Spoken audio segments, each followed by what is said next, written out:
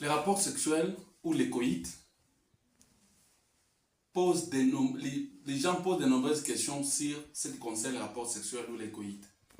Que ce soit la fréquence par semaine, que ce soit le nombre d'heures qu'un rapport sexuel dure, que ce soit à quel âge faire son premier rapport sexuel.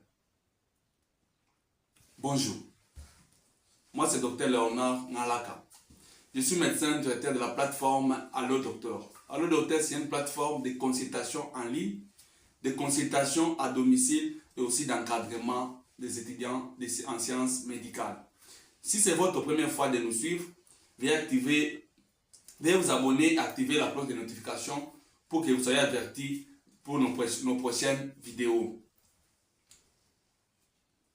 Et puis, si vous avez un besoin de consultation, si vous avez besoin d'avoir un médecin, contactez Allo Docteur avec notre numéro qui passe en ligne ou bien avec notre biographie, prendre le numéro WhatsApp et puis vous allez vous mettre en contact avec un médecin.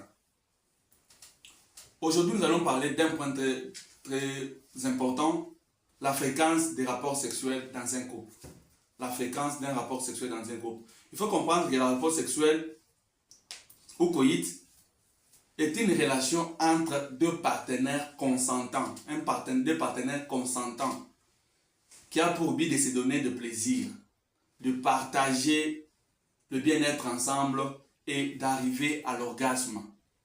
Donc, c'est ça, donc c'est un partage entre deux partenaires consentants, donc qui ont accepté de faire ces gestes-là ensemble pour se partager de plaisir et aussi arriver à satisfaire leurs besoins érotiques concernant le sexe pour arriver à l'orgasme.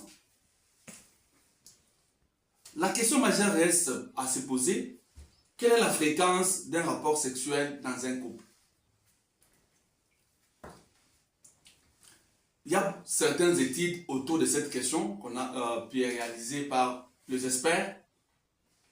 Nous devons répondre à cette question. Nous parlons ici, il faut savoir que nous parlons ici de la fréquence d'un rapport sexuel dans un couple, donc que ce soit dans un couple marié ou dans un couple où les gens vivent ensemble pendant un long moment. C'est là où nous devons prendre la fréquence. Ce n'est pas pour les non-mariés, parce que les non-mariés, on ne sait pas la fréquence dans la semaine. On prend les gens qui vivent ensemble et qui restent ensemble. Dans cette étude, on nous a montré que les rapports sexuels, un couple peut faire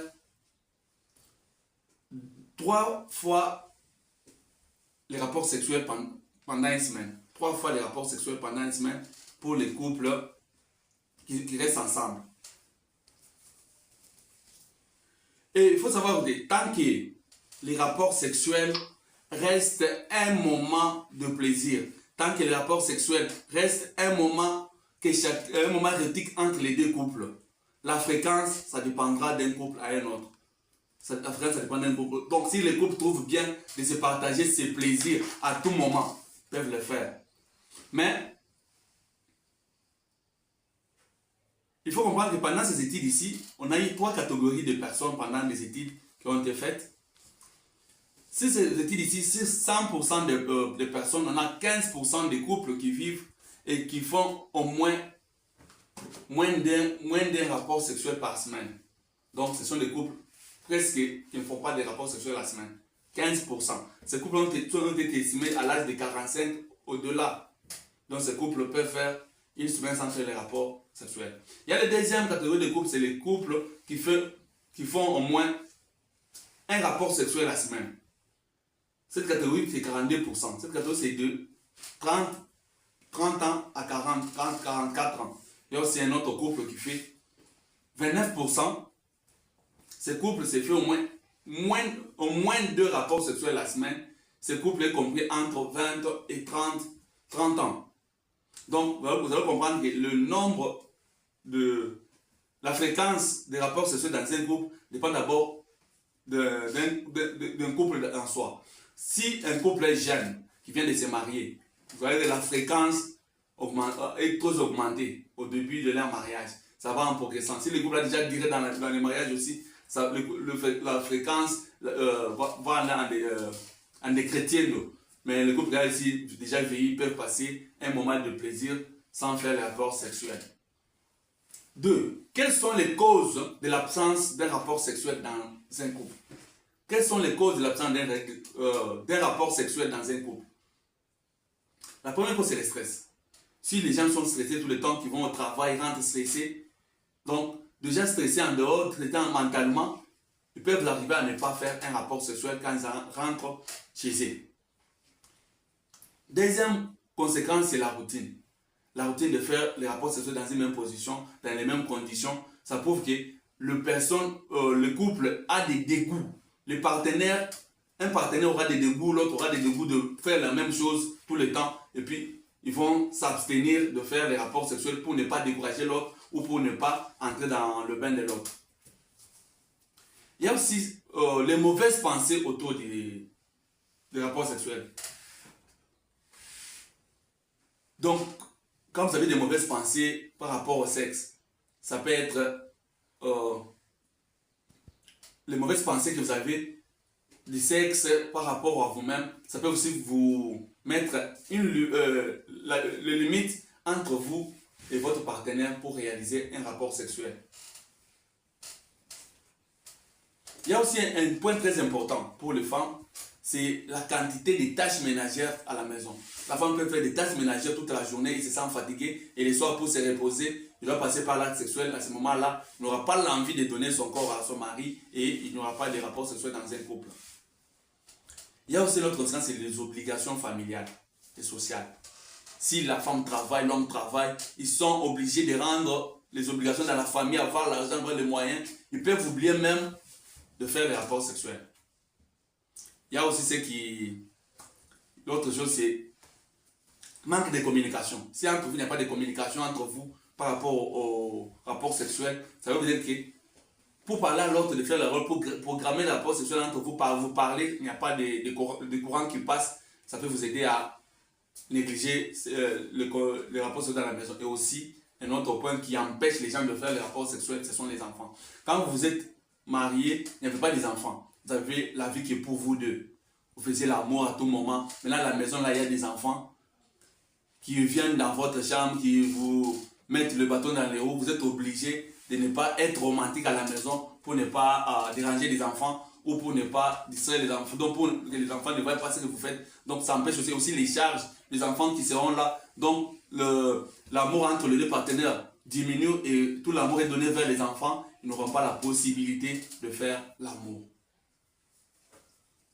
Mais, dans ces conditions que nous avons qui empêchent de faire l'amour, quelles sont les situations qui peuvent vous aider à revenir dans un couple en faisant l'amour, en faisant un rapport sexuel bien, en faisant un coït bien? La première chose, c'est les messages d'amour. Le message d'amour, les SMS d'amour, le message WhatsApp, le Facebook. Vous êtes sortis, l'homme est parti au travail, vous êtes tous partis au travail. Il faut vous écrire les messages romantiques pour vous attirer l'un vers l'autre. Et puis, ça va aider l'autre à se faire de repos. Donc, dans les messages, non, moi j'aime telle couleur de linge, moi j'aime ça. Donc, cette façon de faire là va vous aider à vous rapprocher un peu, à faire les rapports sexuels. Deuxième point, la lingerie. Quand vous rentrez à la maison, vous êtes dans votre chambre, il faut voir quels sont les habits, quels sont la lingerie que vous devez porter pour attirer votre homme, pour attirer votre femme. Quels sont ce que vous devez mettre sur votre corps, que ce soit pour les hommes, quels sont les sous-vêtements que vous devez mettre, quelles sont les conditions que vous devez prendre. Et aussi, 3, il faut avoir aussi des musiques spéciales. Il y a des moments où les gens partagent l'amour. Donc, quand vous êtes unis, il y avait des musiques qui vous réunissaient. Donc, revenez à cette condition-là de la musique. Et aussi, des fois, quand les enfants vous dérangent, il faut laisser les enfants un week-end chez les parents, chez les grands-parents, chez une connaissance, chez un ami de la famille, et vous êtes seul à la maison, vous pouvez faire revenir un nouveau. Prenez aussi des rendez-vous, même si ce n'est pas chez vous. Même si vous n'êtes pas chez vous, vous pouvez dire, vous êtes habitué avec votre lit, prenez aussi des rendez-vous ailleurs, allez vous divertir, ça peut vous rapprocher à faire l'amour. Donc si vous faites tout ça, Si vous faites toutes ces expériences ici, vous trouvez que vous ne parvenez pas à donner votre intimité à votre partenaire, ça, il faut consulter un psychologue, un médecin qui va vous conduire à revenir sur le bon chemin. Parce que les rapports sexuels, c'est un acte qu'on a dit qu'on se donne des plaisirs. Il faut donner le plaisir à ton partenaire et recevoir le plaisir entre vous deux. Donc, ça va vous aider à vous réunir et vous rapprocher ensemble. Si vous avez aimé cette vidéo, veuillez vous abonner sur notre chaîne pour nous encourager. À la prochaine pour de nouvelles vidéos.